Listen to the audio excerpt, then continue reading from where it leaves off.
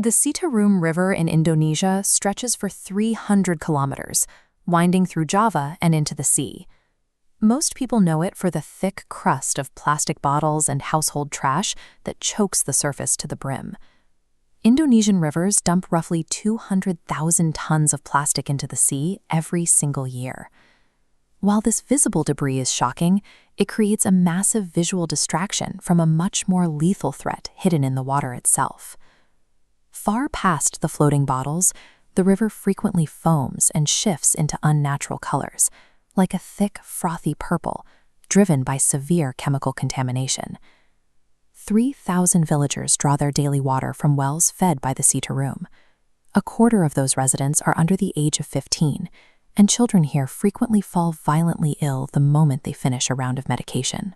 The Citarum functions as a large-scale chemical hazard zone, with toxins flowing directly into the lives of the most vulnerable people on its banks. There is a massive gap in the record regarding these illnesses. Currently, no official epidemiological data exists to link the deteriorating health of the locals to the river water. The Indonesian government monitors only a handful of daily parameters for wastewater, ignoring the international standards that check for dozens of dangerous pollutants.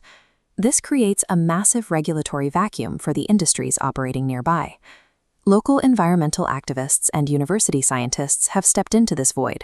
They conduct their own independent water and crop testing to find the proof the state has failed to collect. Without official state-backed data, industrial polluters maintain plausible deniability.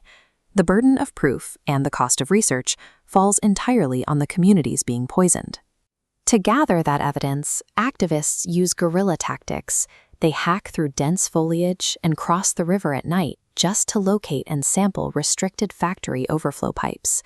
Hidden pipes dump boiling, foul-smelling yellow and black toxic waste directly into the public water supply. Scientists take these wastewater samples, along with rice harvested right next to the river, to university labs for heavy metal analysis. The rice grown along the river contains lead concentrations at 116 times the legal limit for consumption.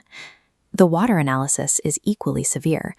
Sulfate levels reach 10 times the global recommendation, a concentration that triggers chronic infant diarrhea, alongside nonylphenol, a powerful hormone disruptor. Industrial operations are systematically introducing neurotoxins and biological disruptors into the local food chain. These pipes belong to massive textile factories. A single facility here churns out nearly 3 million meters of synthetic fabric every month, a process requiring an immense volume of heavy chemicals. Publicly available data and subcontractor registries link these specific manufacturing sites to major global retail networks. The factories discharging these chemicals are subcontractors for major brands, including H&M, Uniqlo, Gap, and ASOS. The pristine storefronts and public sustainability reports of these global corporations stand in direct contrast to the toxic reality their supply chains fund in Java. Local industry representatives often dismiss these environmental concerns. When presented with the pollution data, a spokesman for the Indonesian textile lobby offered a half smile, suggesting that in 50 years, the local population might simply become mutants. The low price of fast fashion is a direct, calculated subsidy funded by unchecked chemical dumping. Biological evidence from the community confirms the physical toll. Hair samples from local children, tested in Europe, prove that these industrial toxins have physically embedded themselves inside their bodies. This is not an unsolvable engineering problem. One local factory uses a 12-stage filtration system to clean its wastewater, demonstrating that responsible production is possible.